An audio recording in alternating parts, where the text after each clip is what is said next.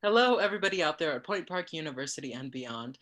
My name is Vivienne Fairfax, and I am currently a senior BFA Theater Arts student here at Point Park University, as well as an artistic director of the Bridges Student Theater Company here on campus. My lovely co-host today is...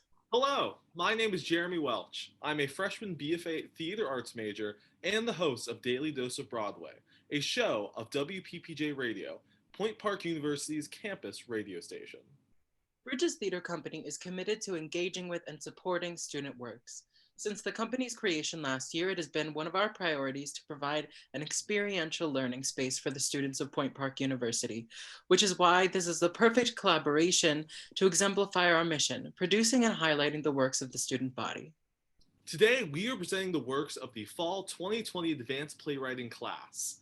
This class consists mostly of juniors and seniors, and their goal is to write a complete act of a play. 7 plays were ultimately written, and Bridges Theater connected 10-page excerpts of these plays to directors and actors, who created the play readings you're about to watch today. We are just so excited to present these. First up, we have Clouds and Other Passing Desires, written by Seth Hanley Rader. In this piece, on the 4th of July, 4 individuals consider and attack each other's lives at the park where they wait for fireworks, which transforms into a surreal reflection of themselves. And now, Clouds and Other Passing Desires.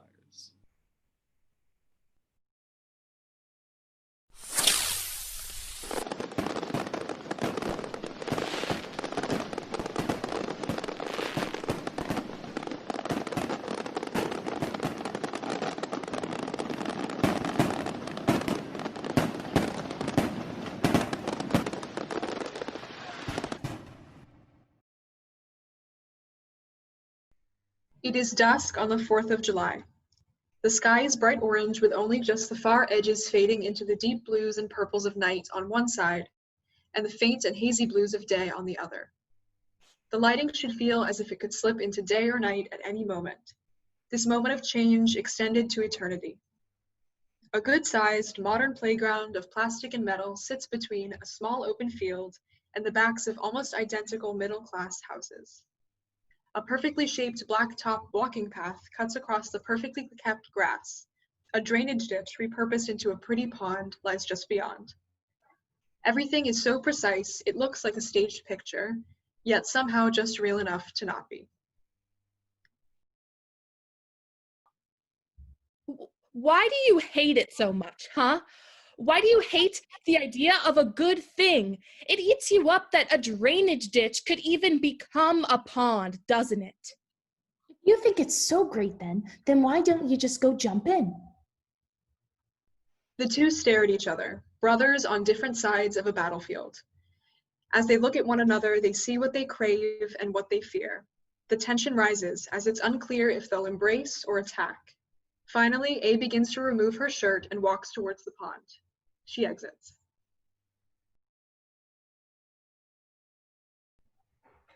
It went. Did she jump in?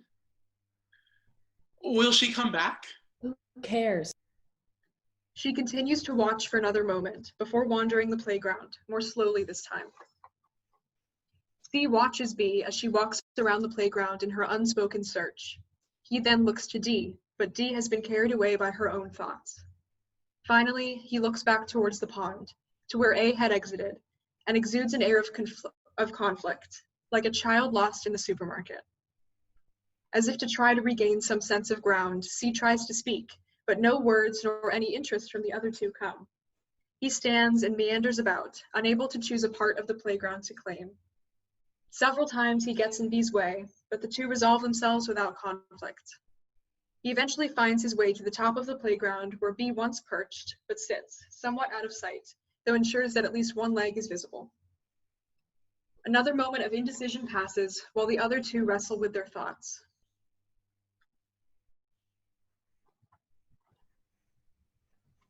I wish it would rain.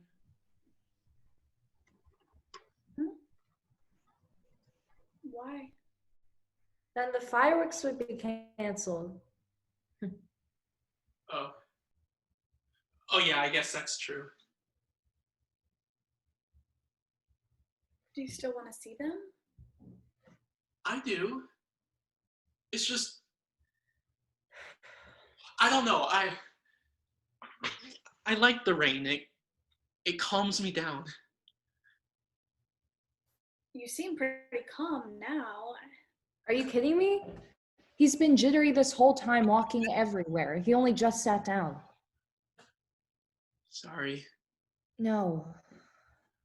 Look, I'm not upset or anything. I'm just saying you were moving around a lot. I like nighttime too. Looking to the sky. Well, it won't be too long now. I think it's quieter when it rains and at night. I do most of my work at night. Any assignments or anything? I don't know. I just feel I can focus when it's quiet. So you're a night owl. Do you sleep much? I sleep in sometimes. Uh-huh. What about you?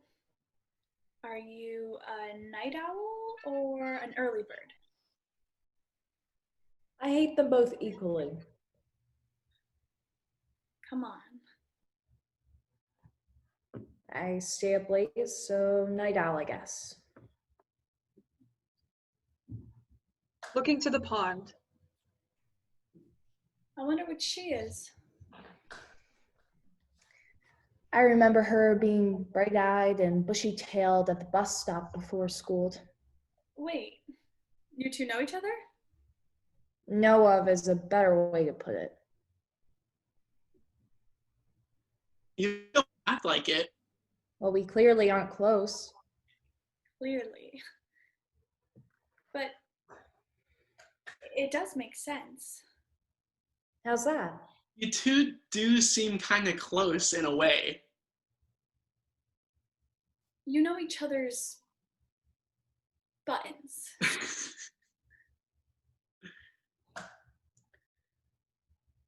I'm glad it's not raining. I thought you wanted rain. We wouldn't be talking if it was. Having a ball. Not a ball, but I'm just glad to be spending the holiday, outside my identical home. Yeah, good for you.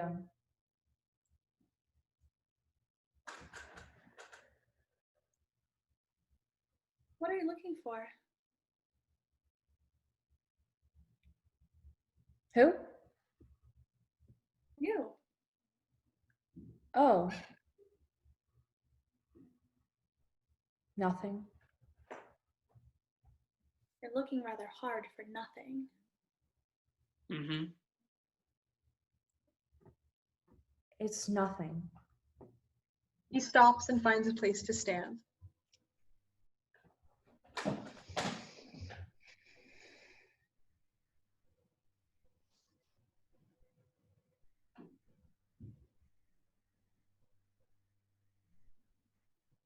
Lost something not too long ago. Yeah? Yeah. I can't quite remember what it was though. It's like that sometimes. Yeah. Yeah. There is a pause. The three casts look to each other and avoid their gazes. There is a settling of the air around them as V looks up to the eternally transient sky.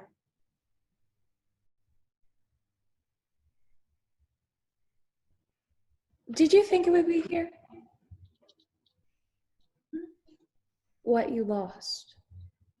D is about to respond, but reconsiders. There is a deepening conflict in her as she tries to find the words and what she really believes. Before she can speak, C interjects. I don't know. I think I just wanted to be somewhere. No. No, I didn't. I hoped it would. I hoped that when I saw those fireworks lighting up the sky, bursts of color and sound, everyone sharing that moment, That moment right as it bursts and our eyes light up to reflect those colors, I thought I'd find it there. But now I'm not sure. Staring off, seeing something that isn't there.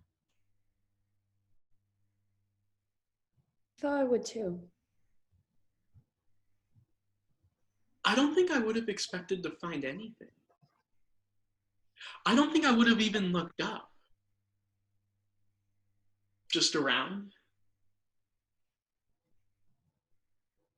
I just wanted to be around. In the crowd with everyone. I don't know. I don't think I ever thought what was going on up there was something for me.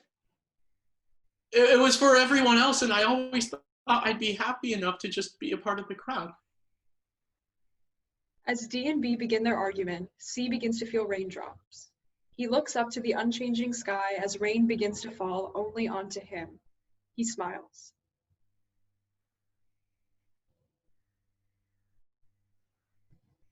That's why I hate her. She doesn't understand that. Neither do you. What? Come on. You don't want to just be a part of it like him. You want to be up there bursting with color too, don't you? No. You know what? I'm sick of your mind games. It's all some intellectual game to you, isn't it? You know, it may be true that I'm an asshole, but it isn't like you're that much better. Mind games? You want to talk to me about mind games? You've been fucking with all of us since we got here. It's all a game to you. And you know why? Because you feel so shitty about yourself that we have to too. Well, guess what? I'm not like you or her. I'm not clinging to some idea of paradise and panicking over whether or not I deserve it. I know who I am. And I'm not worried about whether I deserve paradise. I'm worried that I don't actually want it at all. The closer I get, the more I realize that I don't really care. And that's the difference between you and me. I don't have to tell myself that I don't want it. If you really didn't, you would never have been here at all. Go fuck yourself.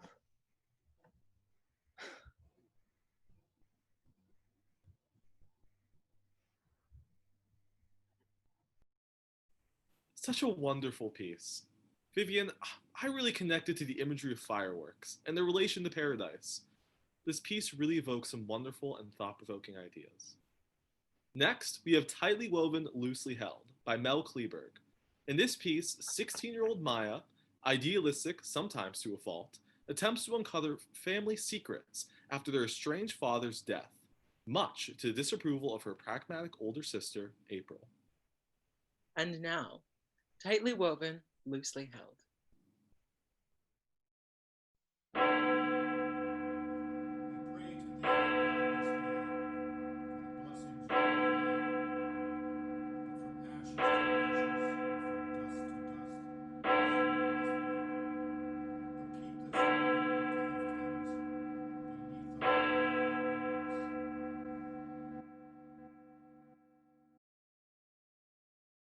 Summer 2014, Los Angeles, Glendale, a cemetery on a sunny day. Sorry, we've got to go. It was good seeing you. April has Maya by the arm, dragging her to the car. April, wait. April. Didn't you hear me honking? What? No, can you let go? I don't even know why you were talking to her. Ouch, April, that hurts. Maya pulls her arm away. Stop making a scene. I'm not making a scene. You're the one that fucking grabbed my arm and yanked me away. She's a psycho. You shouldn't be talking to her. What are you talking about? You're being crazy. Well, I feel crazy. Quit being a brat. I'm not being a brat just because I won't let you boss me around anymore. Fine, you're right, whatever. Go talk to some random woman you don't even know. I'll be in the car.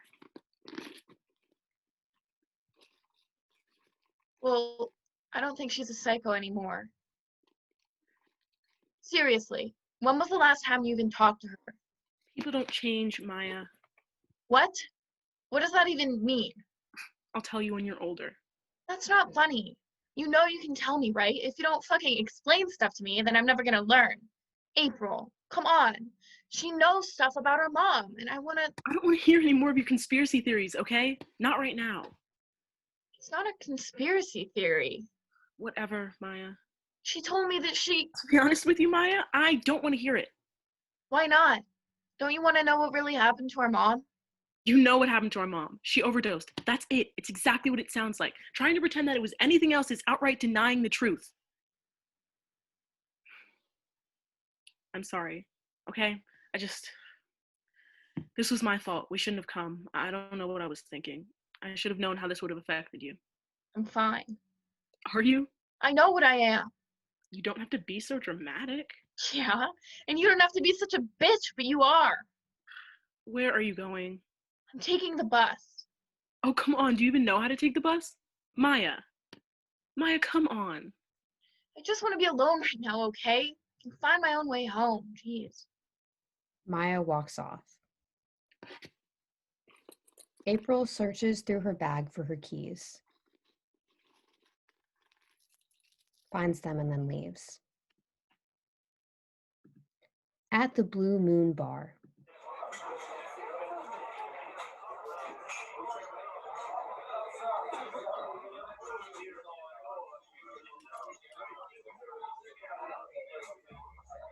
What can I get for you? Gin and tonic's fine. Wells. Long day?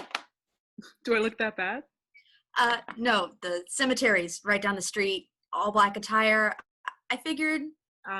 long day. Most people who come here straight after a funeral tend to have a sense of humor. Fair enough. Chat? What? I like to ask people when they come in. Chat or none. People usually want one or the other, especially after a funeral. Take your time. Most people aren't used to being asked.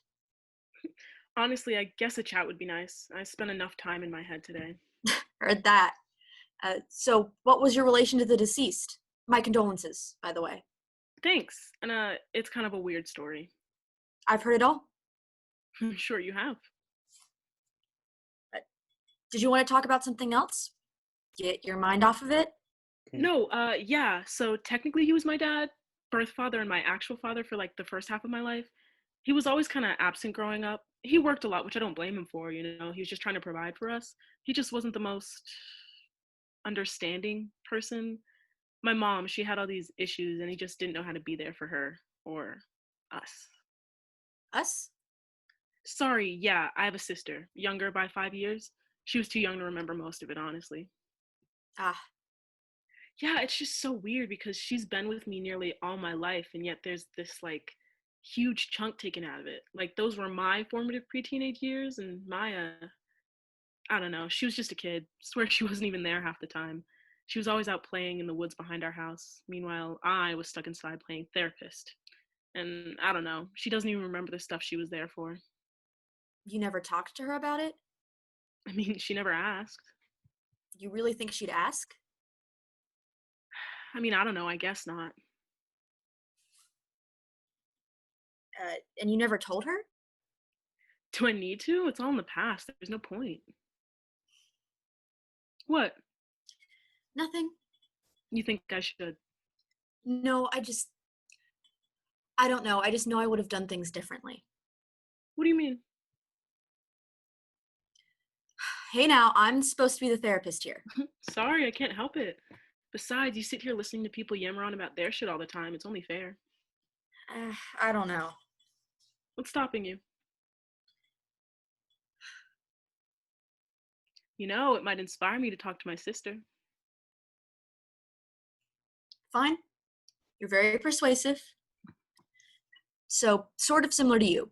I have a younger brother, by 6 years, and technically he's my half-brother, but he's my brother, you know? I never thought of him as anything different. I gotcha. And it was good for a while, and I always liked his dad, but the divorce was really hard on all of us, especially my brother. I had moved out by that point, just to the next city over, which I actually spent couch hopping for the most part. But one night I was visiting home for about a month or so, and at that point, my mom had taken to locking her bedroom door, so my brother's dad would sleep in my room, which I was fine with, because, whatever. So I was sleeping in the living room, which pissed my mom off, because she said I was flattening the new couch. So this one night, she comes in and wakes me up and just starts tearing into me. And I told her that if she wouldn't lock her fucking door, then this wouldn't be an issue. And she got mad. She was pissed. And we got into this huge argument, and she told me to get the fuck out of her house. And that was tough. I was mad, but mostly I was just hurt. I'd never been kicked out of the house before. It's just, I don't know. It feels like confirmation that your parent doesn't really want you anymore, But, yeah. Now this was the pettiest thing I have ever done. The next morning, while she was at work, I went and took all the hinges and bolts off her door, even hid the door out back. And on my way out of town, I took those bolts and right on the highway. Wow. Yeah. But see, I could ignore her calls. My brother always got the worst of it. And he was in high school, so he was stuck, And I just left him there while his parents were going through that nasty fucking divorce. That was the last time, though. Nah, next time I visited was for his graduation. And the morning after, when I left, I took him with me. Didn't say anything to my mom. They couldn't do shit about it. Whew, you don't mind if I pour myself a drink, do you? Not at all. Bartender mixes himself a shot and takes it. You like whiskey? I do. Bartender begins to prepare 2 shots. And even after all that, we've still never talked about the divorce. After what? 10 years? And it fucking lingers, I'm indebted to him. But I'm okay with that. I have to be, Anywho, cheers. Cheers. They shoot the whiskey. Blackout. Jeremy, one of the things I find so compelling about this piece is how it exemplifies how 2 siblings can have very different relationships with their parents, both living and even after their death, and how much that can shape who we are as people. Next up, we have Fathead by Celine Phillips. In this piece, a newly single mob wife teams up with a suspicious stranger and attempts to escape her fate. Little does she know, her past is closer than she thinks. In the upcoming scene, Mickey is helping Annie from the mob, so they find help from an understanding couple nearby. But there's always more to a situation than meets the eye. And now, Fathead.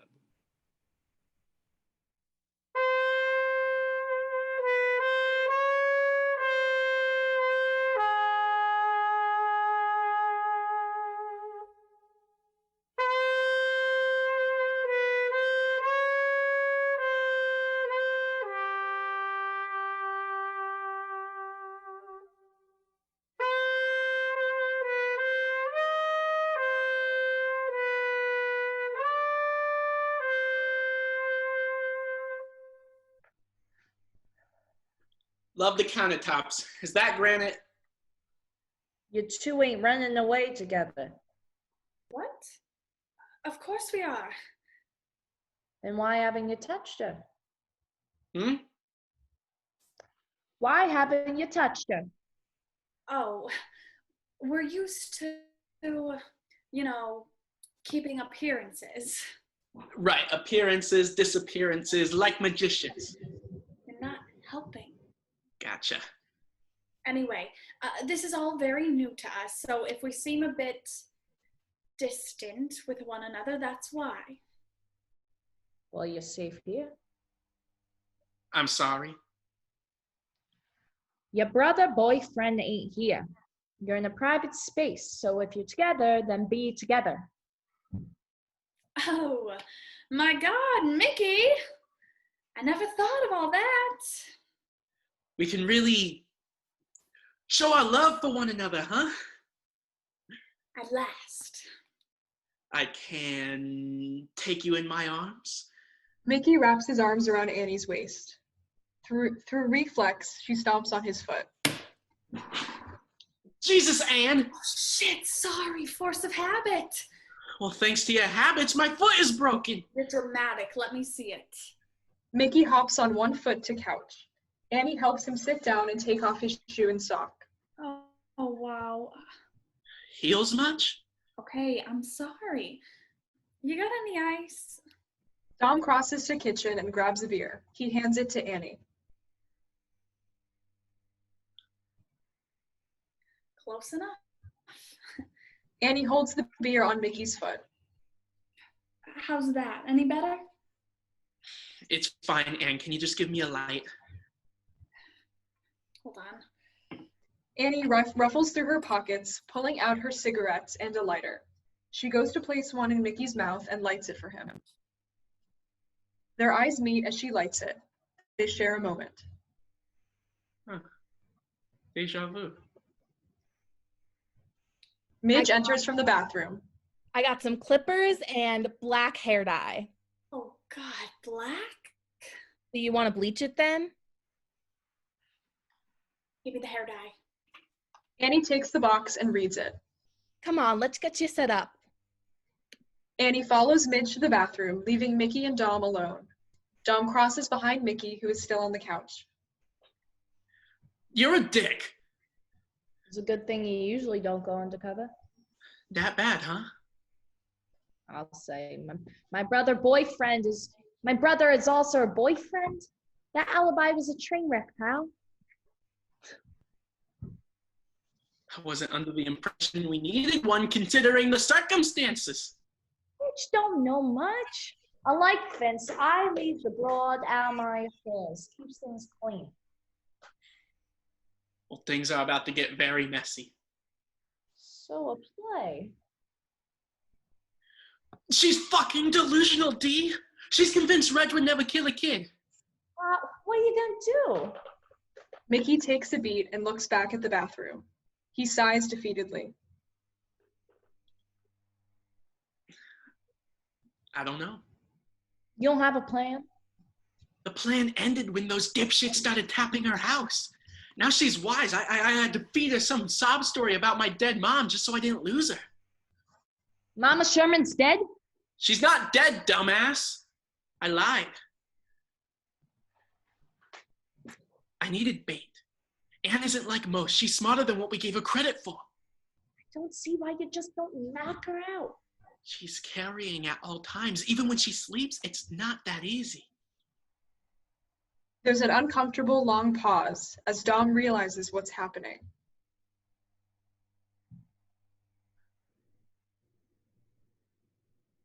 Watch yourself, Mick. What are you talking about?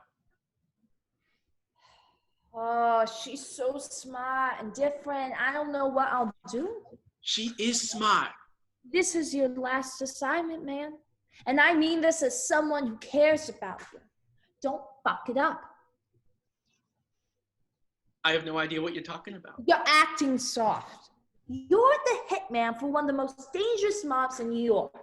Don't act like some broad with a gun in her pocket is too much for you. This is different from any job I've done before. She trusts me. Oh, that's exactly what I'm talking about, Mickey. She trusts me? So what? What's got you all up in arms about her? Nothing. I'm just trying to do this right. Do it right by finishing the job.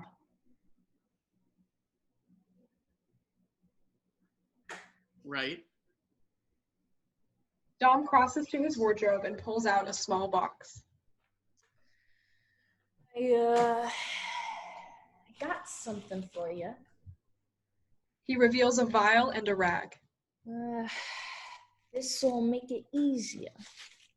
Taking the vial. What is this, chloroform? Keep your voice down. Yes. Pain-free. Just get her outside during intermission.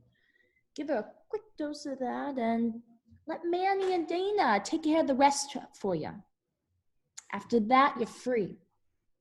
You'll have enough money to go wherever you want. You'll retire at 35. Most men would do a lot worse for that kind of a deal. Mickey examines the vial. He takes a moment but finds his certainty. You're right. You won't even have to see the look on her face when she realizes what you've done. See, that's the shit that makes this job hard. Right, that's what makes it hard. Annie re-enters with a bag tied around her head. Mickey slips the vial in his pocket. This shit smells like ammonia. That's probably the ammonia. That's great. How long do I have to inhale it? Another 15 minutes, Annie. Be patient. Midge lifts up the bag to check on Annie's hair. Maybe 10. It's taking surprisingly well. Fantastic. How much do we owe you for taking care of this for us? It's on us. The hell it is, you bum. It's 25 for the dye itself, an extra 20 for the color, another 15 for the cut. It's gonna be 60. Mickey goes for his wallet. His wallet is a sandwich bag of money and change with his driver's license.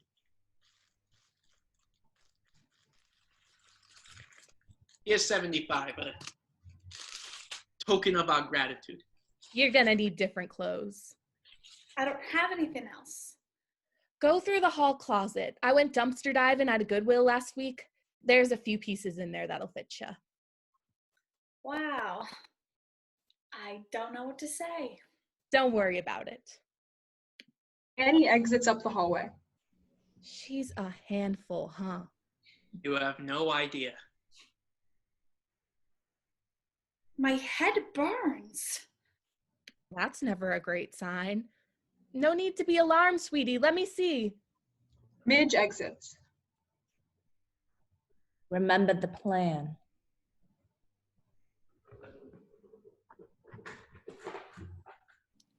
Great stuff. You know, I really enjoyed the comedy of this piece, the back and forth dialogue. You know, as well as the hitman plot twist. I didn't see that one coming, and it made this piece so fun to watch.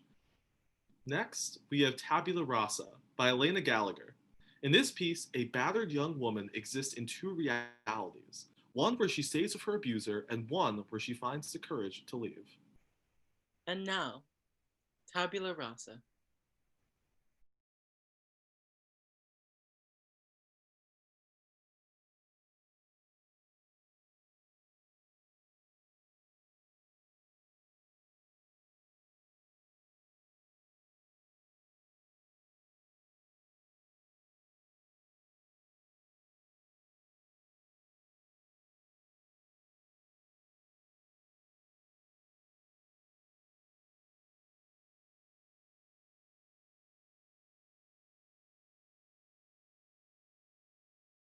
Asbury Park, New Jersey, 7:15 p.m. at Rise. The stage is split in two, depicting the same couple in different realities. On stage right is Yasmin's house, and on stage left is Michael 1 and Mariana 1's apartment. When the lights are up on either side of the streets, the scenes remain active, even when no one is speaking. Lights up on stage right. Mariana 2 enters the living room wearing a full face of makeup and skepticism. Her hair is curled. Her t-shirt and sweats do not match the glamour of her face. Yasmin holds up one of Mariana 2's designs on a hanger. Okay, put it on. Heels too. What are you planning? Yasmin shakes the dress. Her eyes repeat, put it on. Putting it on. Mariana 2 changes. You trust me? Of course I do. Perfect. We are going to market this dress. Mariana 2 opens her mouth to speak, but Yasmin shushes her. This happens multiple times. Okay, how? Stand in the corner over there by the plant. Okay, now tooch the butt. Good. Okay, turn to your right and pop the left knee. And then right hand on your hip, and then tilt your head up. Okay, yes. Okay, don't move.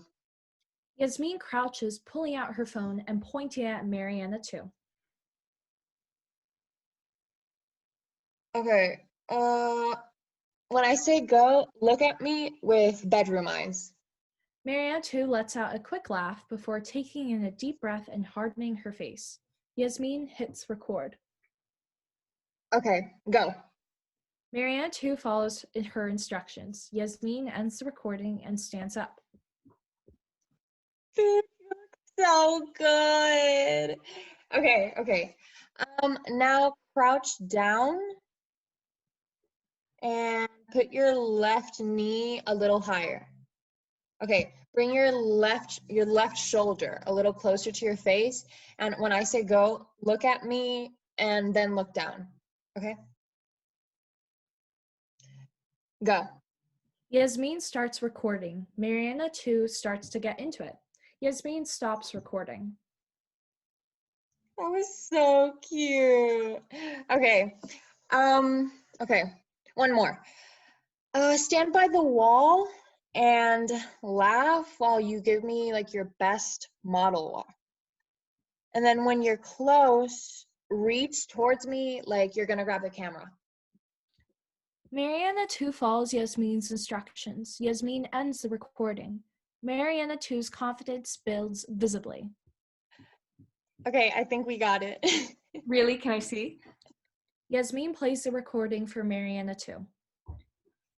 The dress looks so good. And so do you.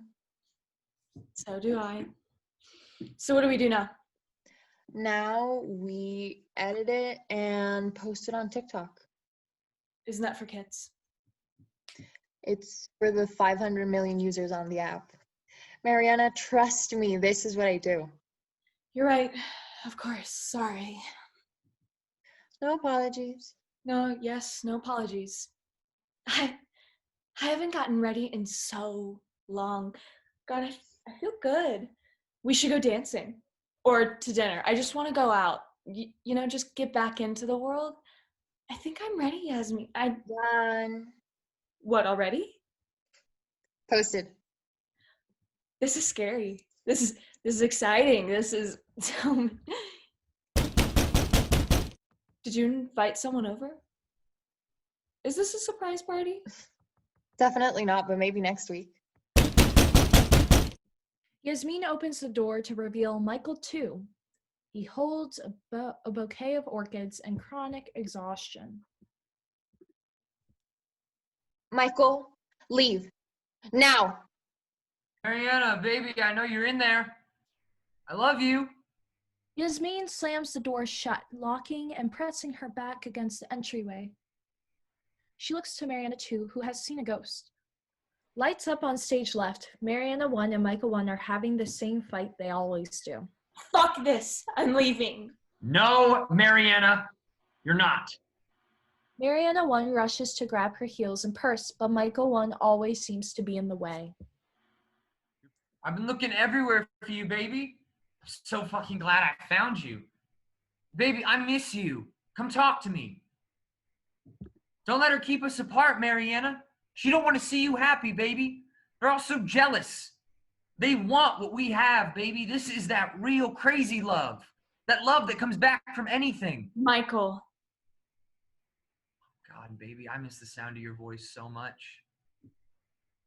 Michael, you need to leave my property, now. She can speak for herself. See, Mari, all these girls try to do is run your life. Michael, you really need to go. It's over. So that's it? You're just gonna walk out on me? I thought you loved me, Mariana. You're being dramatic right now. Come on, we're going to bed. No. Excuse me? I told you I'm leaving. I'll talk to you tomorrow. I said stop! Michael 1 grabs the Mariana 1 by the wrist. He looks down at her. His eyes are soulless. Mariana 1's facade of strength falls away. She involuntarily sheds tears. Mariana, I'm sorry, baby, for everything. I've been working on myself since you left. I'm doing so good, baby, I swear. You should see me. I can be better. I am better. I'm glad you're doing well. I'm not well without my love, baby. Don't leave me. Don't walk out on me like you did to your mom. For once in your life, Mariana, don't give up. I know you. You're stronger than this. Michael, stop.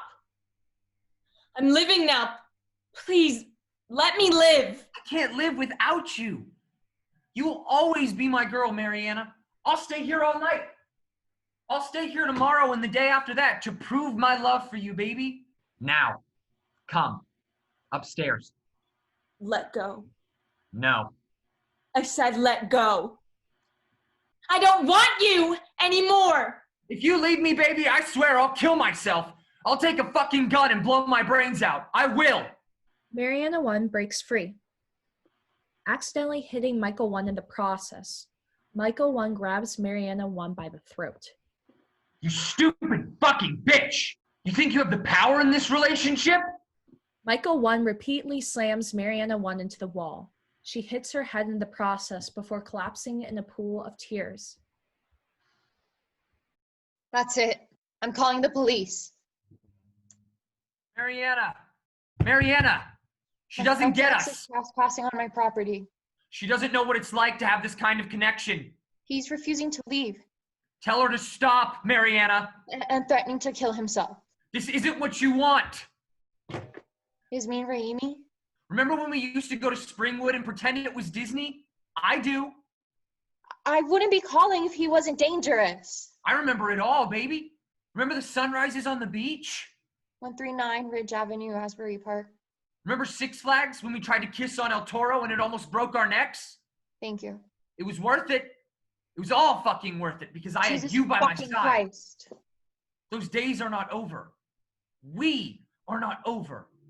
I'm on my fucking knees, swallowing my pride because I love you and I'm not letting go. Michael, I need you to listen to me. Yes, baby, I'm listening to anything you gotta say. I need you to leave before the police come, okay?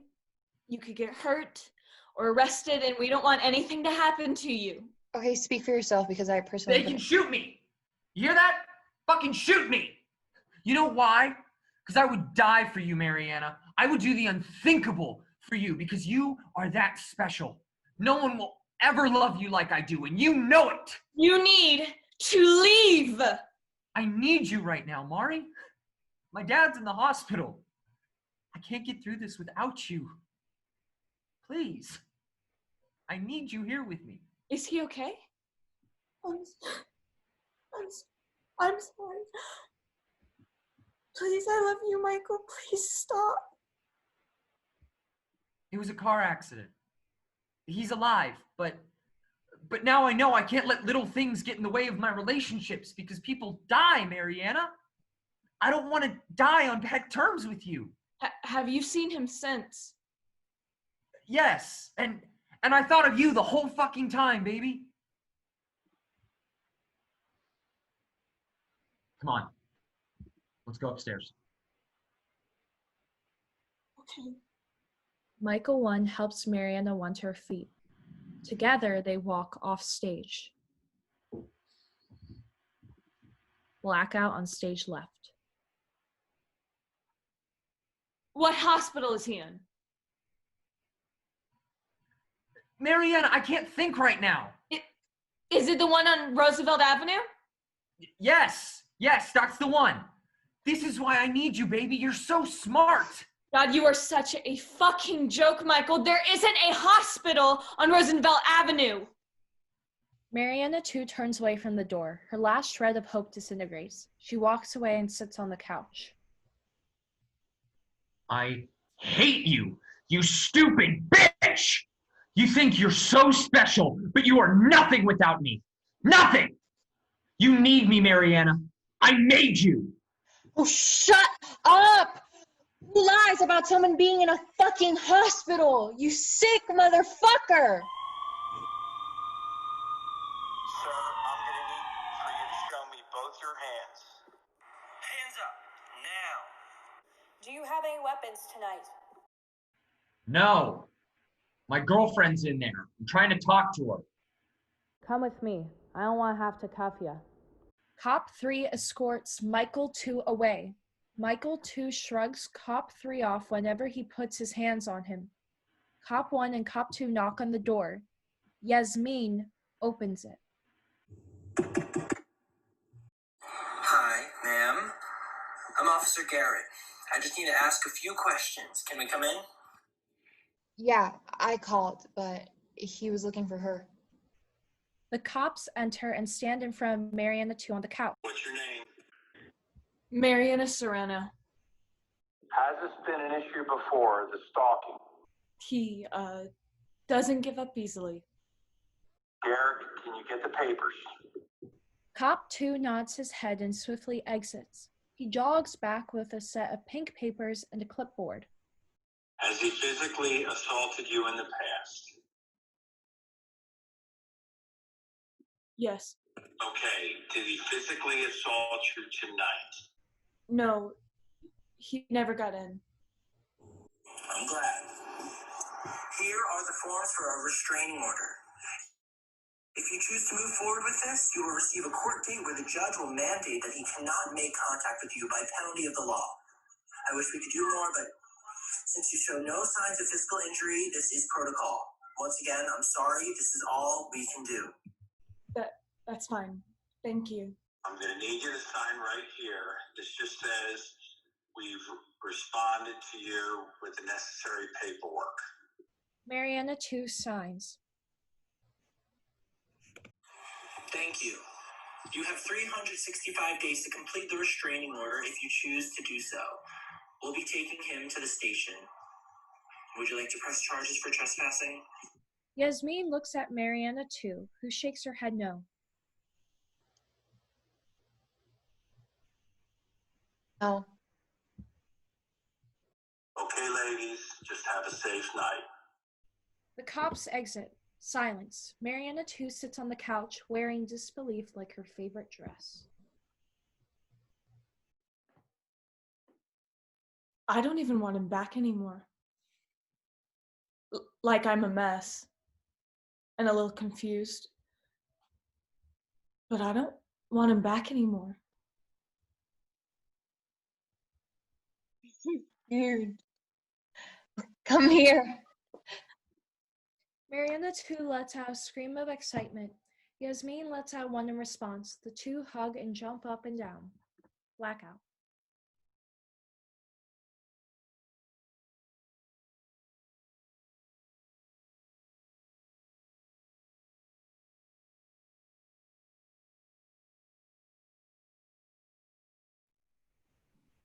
One of the things I think I find so powerful and impactful about this piece and important is that it focuses mainly on this woman finding the courage and the strength to leave this relationship.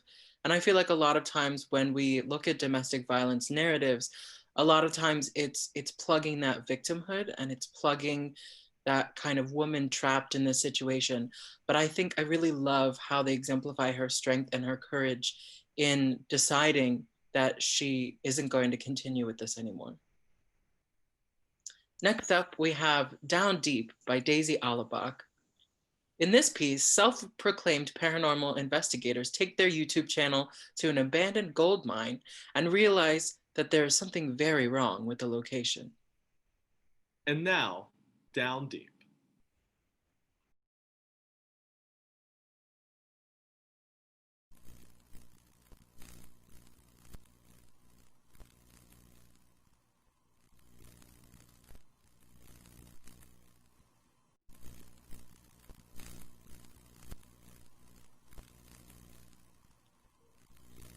Act 1.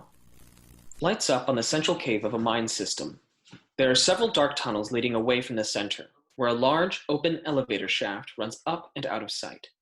The elevator is not in the docking station. From within the tunnels, you can hear brief moments of scuttering footsteps and the occasional clang of a pickaxe hitting stone. From above, you hear a car parking and several of the doors shutting. When I read 2 miles, I didn't really... Hey, what would you do if I just... Barrett yells like Molly either pretended to jump or pretended to push her. Molly laughs. Stop, the look on your face. I love how we've been here for 30 seconds, and I'm already sick of your shit. Oh, so we're not counting the 2 hours in the car just now? Noted.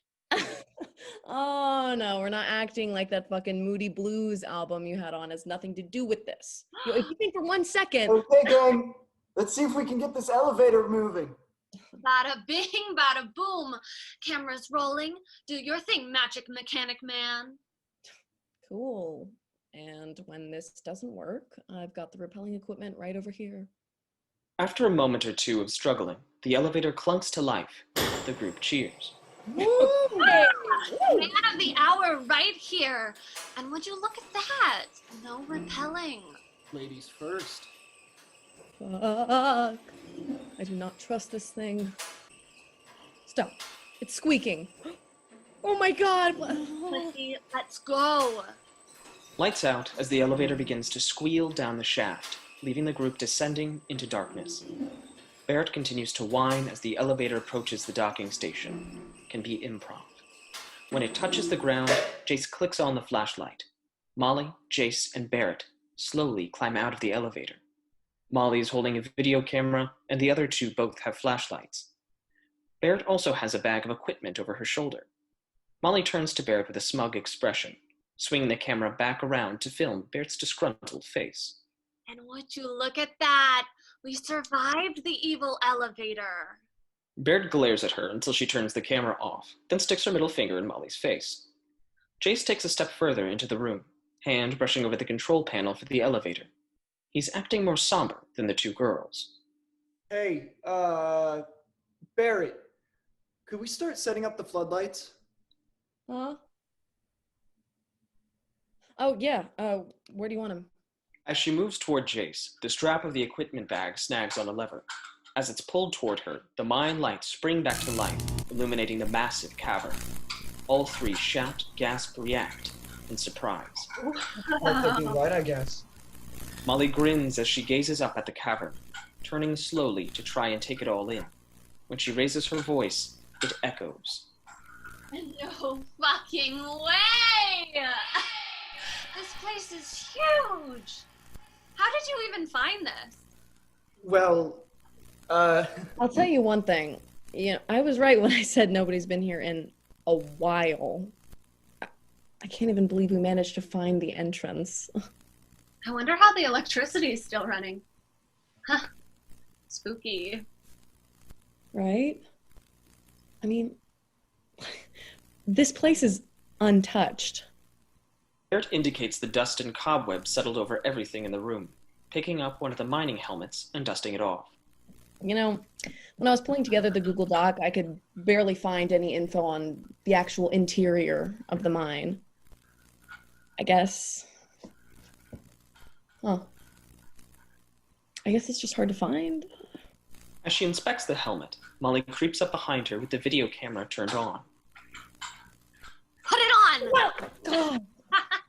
Barrett jumps back and screams, startled at Molly's sudden approach. The helmet flies from her hand, headlamp's flame igniting when it hits the ground.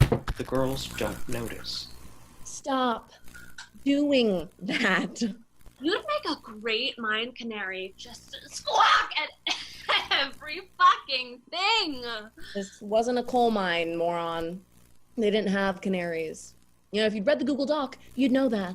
Turn that fucking camera off. You're not taking footage of... Barrett tries to grab the camera out of Molly's hands, but Molly yanks it away from her. Come on. My camera. No touchy. Now scream again, my angel of music. Hit that high C. Fuck off. Molly laughs, hugging Barrett from behind. They roughhouse playfully for a moment until they both notice Jace staring absently into one of the tunnels. Concerned, they share a look. Hey, big guy. You good over there? Yeah, just trying to figure out where to start. When he turns to look at them, he notices the mining helmet had turned on. It points into one of the tunnels, illuminating a small portion of it. Jace slowly approaches it, squatting down and inspecting it. Carefully, he picks it up. Did you guys like this? Molly and Barrett look at the helmet, then back at each other. I didn't. Maybe it turned on when Ariana Grande over here dropped it. Will you just die already? Jace doesn't acknowledge them, turning the helmet in his hands. He looks up into the tunnel that had been illuminating. Soft murmurs can be heard from inside. Jace stares in growing confusion and concern, and for a moment, the whispers sound like his name. They disappear as Molly comes up behind him, slowly touching his shoulder. Jace jumps. What's up, man? You good? Yeah. Sorry. I'm just, really distracted. Did you bring the cooler? Yeah, Barrett has it in the bag. Barrett points to the bag in question as she continues her inspection of the rack of mining uniforms.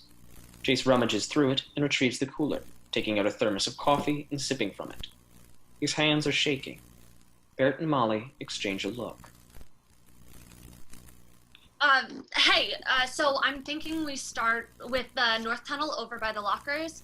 Then we can just do a clockwise rotation. Maybe an hour and a half in each, maybe an hour 45. I mean, it's 10:23 right now, so 4 tunnels, that would put us at 4:30. Sundown is at 7.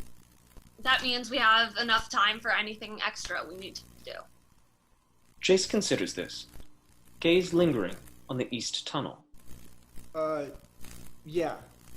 That sounds good. Molly gives him a thumbs up and a concerned glance, leaving him at the cooler to join Barrett by the lockers. She starts to go over the plan with her. Jace looks back up at the east tunnel, staring into the darkness. Distantly, the sound of pickaxes hitting stone begin to fade in, and Jace looks confused. They begin to grow louder as Molly does a sweep of the room with her camera, seemingly oblivious to the noise. Barrett is busy going through the lockers, also seemingly unable to hear the pickaxes. A muffled scream joins the pickaxes, much quieter. Jace leans toward it, concerned. Jace. Hearing his name, Jace stares in abject horror at the dark mouth of the east tunnel. All the background noise cuts out when Barrett jumps and screams. God, Molly! Fucking stop! Huh? It's not funny anymore, okay? Barrett turns around, ready to further yell at Molly, but stops when she sees her across the room filming. She looks to Jace, who hasn't moved from the equipment bag. Her annoyance quickly morphs into horror. Oh my god. Oh my god. What happened? Barrett begins to panic. Molly and Jace are confused, moving toward her to try and help. One of you just grabbed my waist. One of you just grabbed me by the waist and Barrett, hey, calm down. Tell me you're fucking with me. Oh, tell me you're fucking with me. Just tell me you're fucking with me right now. Oh my god. Dude, come on, the sound isn't even rolling. I'm just doing scenic. You don't have to do your paranoid shit right now. I know that, Molly. I'm fucking serious right now. Harriet, dude, for real, why would we even... Molly stops, eyes going wide. Slowly, she turns to look around, putting a hand on her chest dramatically. Hey, Barrett. You might be right. I just felt something, too. Very fucking funny. No, I'm serious. I think it was a ghost. Molly laughs, trying to roughhouse with Barrett, but Barrett shoves her away, now angry. Fucking camera off, bitch. She storms over to the elevator and sits down on the platform. Molly shuts off the camera. Yo, fuck you guys. You're always doing shit like this. And Barrett, you aren't. it's not funny. Dude, don't freak her out. I'm sorry for grabbing you. You're totally right, that wasn't funny. Jace gives her an incredulous look, shocked that she's so blatantly lying. Molly waves him away. And I wasn't going to make fun of you. I was just making a bad joke. Jokes are bad. Watch it. We're tanking our views. Single-handedly, baby. I won't fuck with you anymore. Promise. Pinky promise. Probably. Barrett looks disgruntled, but stands up as she rolls her eyes. Whatever. I'm gonna go change the batteries in the flashlights. Okay. You're beautiful! Barrett gives her the finger, but smiles. Jace pulls Molly aside, far enough away that they're out of earshot. Is it actually you? Fucking no, it wasn't me. Well, then why would you? She's just paranoid, dude. Seriously, it's gonna be funny later. She's doing her stupid, pissy Barrett routine where she feels a single solitary piece of hair move on her neck, and she's convinced she is possessed. I mean, remember that tunnel in Philly? Ugh. Right? See? It's fine. It's fine. Wonderful. Vivienne, I really love the mix of comedy and horror. I really admire a piece that can both make me laugh and get scared at the same time. Next up for you, we have Man or Quinn by Shannon Kreis. In 1961 San Francisco, a rookie detective finds herself embroiled in a series of grisly murders centered around a vengeful, washed-up store mannequin. And now, Man or Quinn?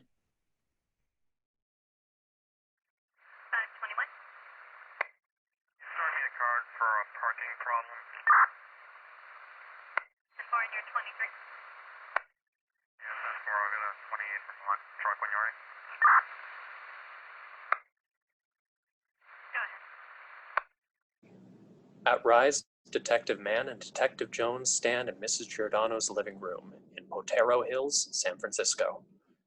Mrs. Giordano holds a detached mannequin arm in her right hand. Mrs. Giordano leaves the room. We see Susan walk over to a man's jacket in the corner. She bends down to sniff it and pauses thoughtfully. Jones looks around and notices the liquor bottle poking out from underneath the cushion. Mrs. Giordano comes back in the room carrying a store mannequin's detached arm. Mrs. Giordano, if you've lied to the police, I'm afraid we're gonna have to take you in. Pointing the arm at Susan. Wait, I do have evidence of his gang activity. I promise you won't go empty-handed in exchange for finding my husband. It's a big criminal underworld out there. My best guess is he was probably done in by an opposing gang. Throwing the arm on the chair. I don't care about your best guess. You are still obligated to find him. After you lied to us about the reason for the visit? If anything, we should take you in and leave your husband to his fate. Jones. What, Susan? This man is still a missing person despite his affiliations. That's another problem for another day. We have more important work to do than to find a criminal. That's literally in our job description. This right here is why I have little to no faith in the police system. If you had little faith, then why did you even call us? Get one of your gangster buddies in here. Jones, You know what, Susan? I'm getting pretty tired of hearing Jones, Jones, Jones! At any point during this arguing, the arm falls off the couch and hits the floor. All three jump at the noise. Would it give you more incentive to find this criminal if you knew all that he'd done?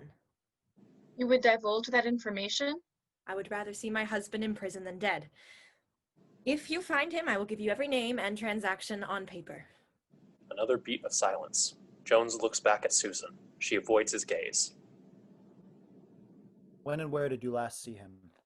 Nino said he saw him in the Tenderloin, outside of some ratty whorehouse. Susan and Jones freeze. They both look at each other. Did Nino say anything else? Well, Nino stopped to talk to him. He said he seemed unusually happy, and that he was on his way to the store for someone. To the store for someone? Susan hesitates before picking the arm from the floor. Store. Bloomingdale's. So that's where we should look. Meet someone? An illicit lover, perhaps. Perhaps. We have some dots on the map. We'll keep in contact. Susan, are you going to drop that? Jones gestures to the mannequin arm still hanging limply from Susan's grasp. For investigative purposes. Thank you, Mrs. Giordano. They leave the house. Mrs. Giordano sits down, exhausted. For a second, she looks like a doll due to her stiff posture. The lights in the house go out. The only light on the stage is the street lamp. We see Jones and Susan underneath as silhouettes. We can see them somewhat, but we mainly just hear their conversation. The next two lines are said at once, together. Well, looks like we're on our way to Bloomingdale's. What? We'll cover more ground that way. Why would we even need to split up? Didn't you hear Mrs. Giordano's head? Last time Mr. Giordano was seen was outside the whorehouse, the same one we investigated earlier today. Why can't you just let that place go? Let it go. It's part of the investigation. No, it's part of your little thing with the prostitution ring. Don't worry your little head. I'm sure we'll solve it. But this is a different case. You're ignoring that crucial piece of information. I'm not ignoring anything. It was probably a coincidence that he just happened to be outside that building. There's a lot of sketchy things going down in Tenderloin. He was probably just passing by on his way from something else. Well, fine. If you believe it's not part of this investigation, you won't have a problem with me leaving you and having a look myself. What? No. You can investigate Bloomingdale's while I investigate the whorehouse. You just investigated the whorehouse. It hasn't changed in the last couple of hours. I'm already dressed for it. If anything, it would only solidify the story I fed them that I have nowhere else to go. Tenderloin is a sketchy place. And you want to go there by yourself? I can handle it. No way. If something happened to you, it would be the head off my neck. Well, if you want to get rid of me, now's the perfect time. I never said I wanted to get rid of you. Susan pokes Jones in the chest with the arm. We see this in the dim light. I can't do anything without exasperating you. Stop being so sensitive.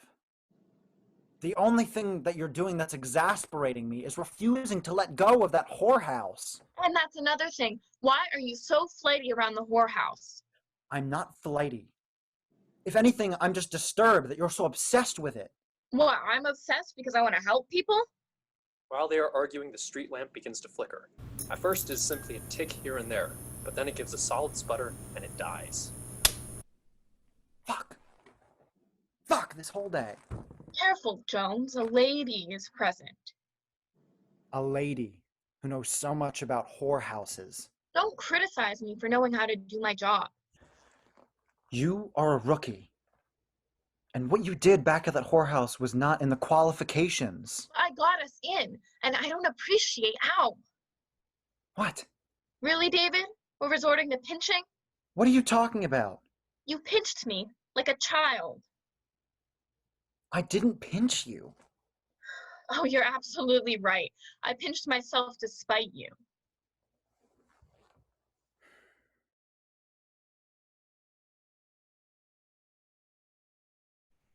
Jeremy, I've been lucky enough to be able to read some of Shannon's other writings, and speaking from experience, I have to say, I think one of her greatest strengths is being able to write for comedy.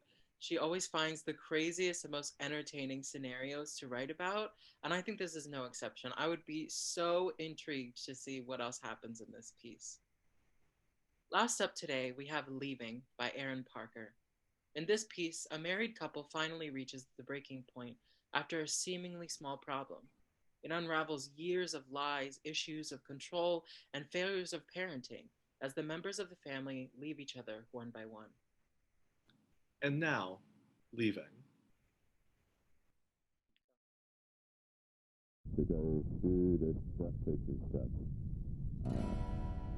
do it with great appreciation and gratitude that CBS entrusted me to do this. The Sin Duo is progressing towards that all-important February broadcast.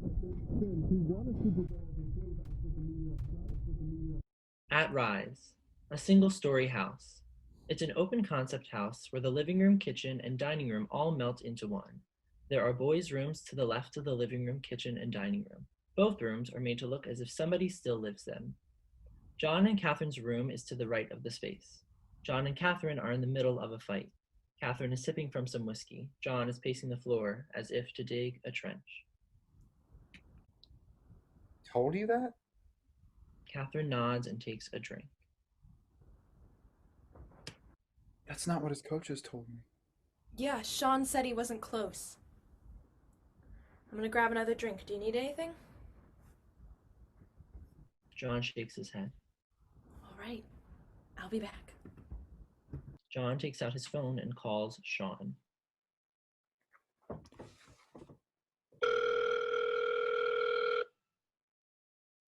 Hey. Were you close? Close to starting on the team before you left?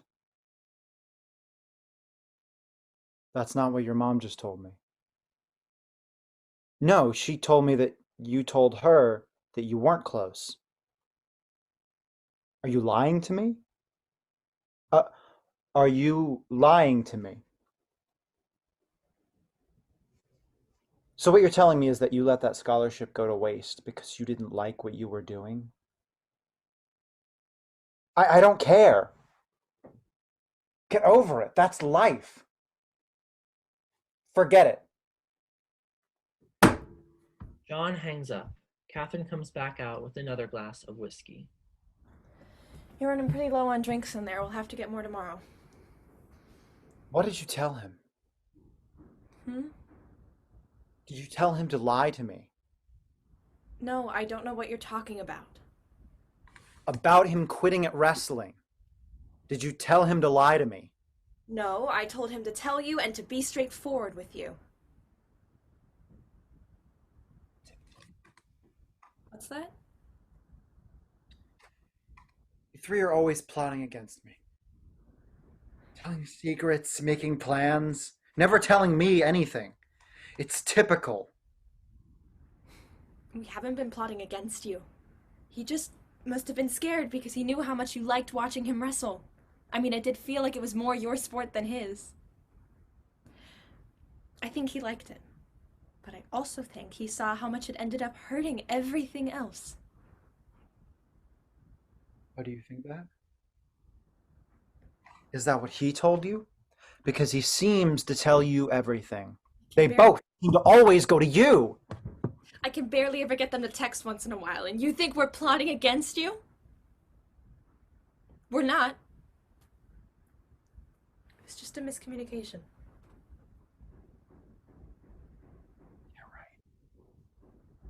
Catherine takes a drink. John picks up his guitar and strums variations of 3 or 4 different chords. Catherine watches the TV and looks on her phone. Our politics lead now. President Trump is spending his final weeks in office ignoring the scale of the COVID crisis publicly. I can't believe this. He is defying every shred of evidence. I don't understand how people can follow an idiot like that. It is what it is. And I work with the worst of them. They just don't give a shit about anyone around them. Fire him. I wish I could just quit. I hate working there. Well, you have to keep working there because I need you to pay for my retirement. Wasn't that what teaching was supposed to do?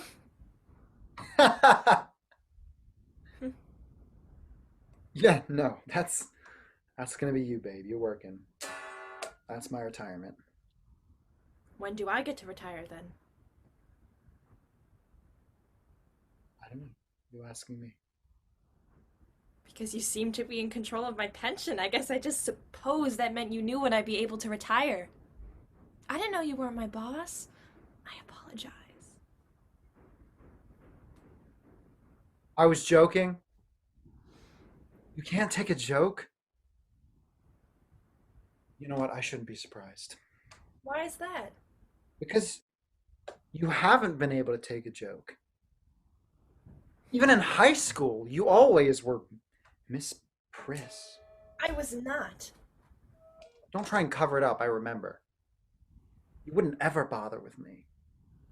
That isn't true. You were always the one with the hurt ego when you didn't get the response you wanted. I always laughed. You were always going after everyone else. You couldn't bother with me. Actually, you were always too busy trying to get your friends to laugh. You never cared what I did. Well, that is bullshit. You hated me. You did, and you still do. That's why you're always going behind my back with your sons. They're your sons, too. Maybe if you were able to admit that to yourself, they'd feel comfortable enough to talk to you. What does that mean? Nothing. No, it sounds like you've thought about this. Go on, tell me what you mean by that. I just mean they don't want to come home because of you.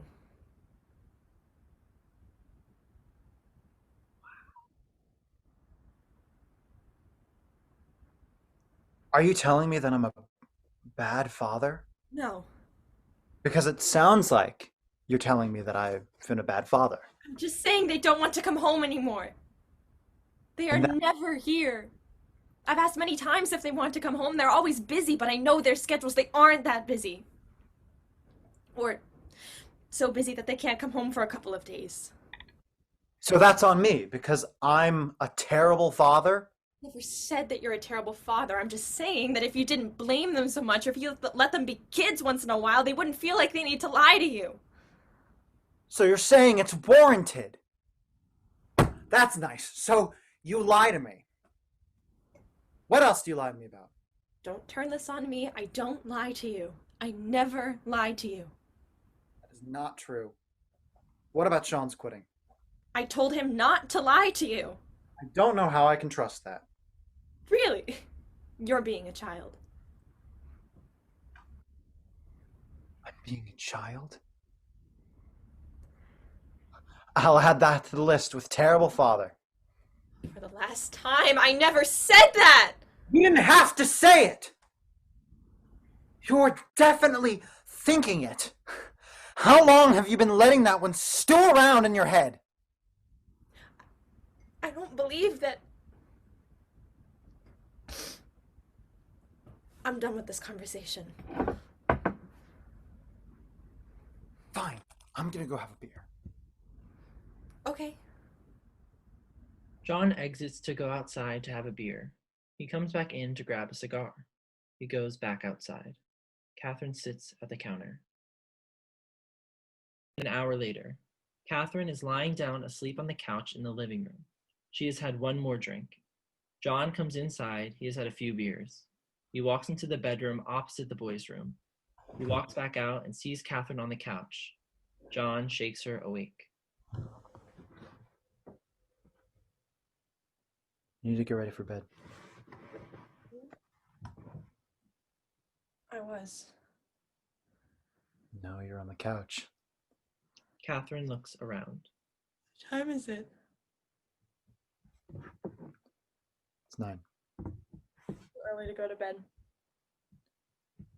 Just get ready. You were asleep on the couch. I'm ready to head in. That's fine. I don't want to go in yet. I'm not that old yet. Yeah, you are. You're an old lady. Why do you do that? Why do I do what? Why do you always put me down? Call me an old lady. You call me saggy. Just want to know why. I'm just joking. I don't mean it. It hurts when you say that.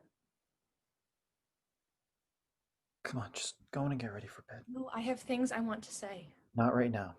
I wanted to say I'm sorry.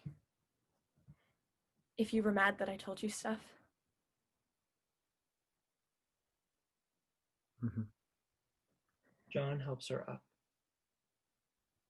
I don't believe you're a terrible father. I just think there are some things you could have done better.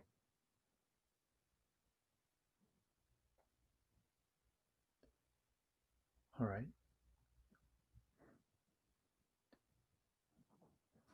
You think you did better? What do you do better?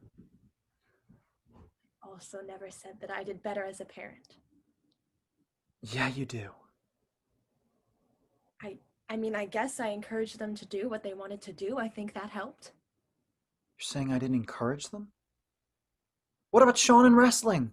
What about Billy and animation? John, you pushed out of wrestling, and Billy liked that his sophomore year of high school. I encouraged both. No, you pushed both. Fine. Maybe I did, but I wanted them to succeed at what they did. Is that so bad? No, but you always pushed and pushed and pushed. Like you with calling them? What? Are you with asking them to come home? Aren't you also pushing them?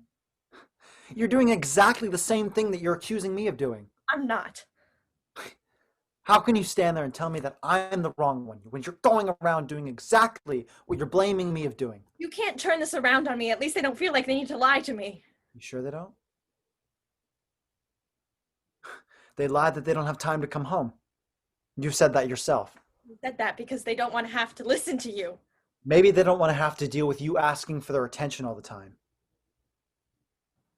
Catherine goes into their bedroom. Hurts, doesn't it? Being told that you're the one that's the problem? Catherine comes back out into the living room. Here is the difference. You always tell me I'm the problem. The way I come home from work, the way I make dinner, the way I baby the kids. All of it. Every single day I come home from work, and every single day I do another thing wrong. Now tell me how you were the one who was always told is the problem.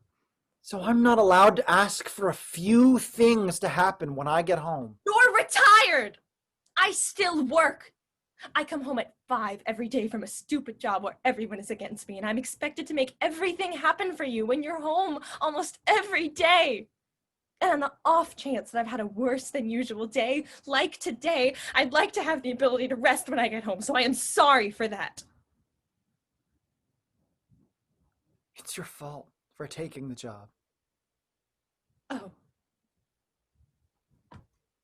You were good before you took the job. You seemed to like it. I made less than what we needed at that job. You still took the family job. And now I make a comfortable amount for the both of us to live off of. Where did that guitar come from? The retirement present? One of the many. And you still expect everything. What I expect is the least. You're doing to me what you did to the kids. You are pushing me out. Am I? Just keep doing it. It's not like I don't push myself as well. I push myself. I just want others around me to do the same. You don't need to force people to do the same, though. People should be allowed to do the things that they love to do. They shouldn't have to drag themselves through stuff they hate just to eventually maybe make it to some happiness in their retirement. I had to do it. My mother and father had to do it. You didn't push yourself through it. 2 years of maybe. But other than that, you love teaching. People listening to you, that's your favorite thing in the world. If you hate it so much, then why don't you just leave? Why haven't you, if it's been so difficult? Because of the kids. There's a pause. Catherine goes into their bedroom and gets ready for bed. John goes over to the kitchen and mindlessly cleans. When he's done, he goes into one of the boys' bedrooms and gets the blankets and pillows and sets them on the couch. He goes around to each light that's on in the house and turns them off.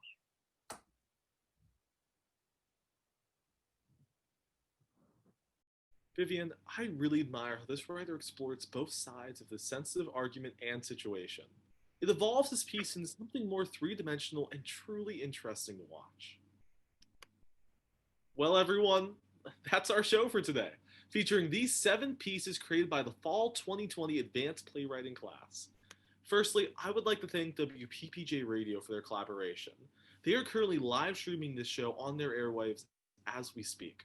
WPPJ Radio helps Point Park students create their own radio shows, including my own, Daily Dose of Broadway, which broadcasts musical theater songs weekly.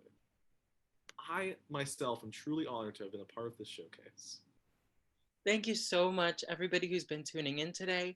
Before we go, I would also like to acknowledge all of the amazing collaborators who've helped make our project today possible, including Emma DeFrange, the professor of the playwriting class. She was amazingly communicative with me in helping to set this up. All of the talented playwrights who've exhibited their work today, the wonderful, wonderful student directors, and the actors who included a lot of eager freshmen who got to work on this project. I'd like to thank JERAMIE and WPPJ for their collaboration and help in setting this project up, as well as Mattia Martin, who along with JERAMIE and myself, helped with all of the video editing of these projects. I'd also like to thank Bridges Theater Company for their enthusiasm and support in making this project a reality. I do want to acknowledge the Bridges Theater Company season. We're just finishing up our fall 2020 programming, and I think we've been able to create an amazing array of work this semester in really unprecedented and challenging circumstances. But I'm so proud of everything that we've done, and I can't wait to continue making work for and with our student body next semester. Thank you again to everybody who's been involved in making today's program possible. I hope everybody has enjoyed it.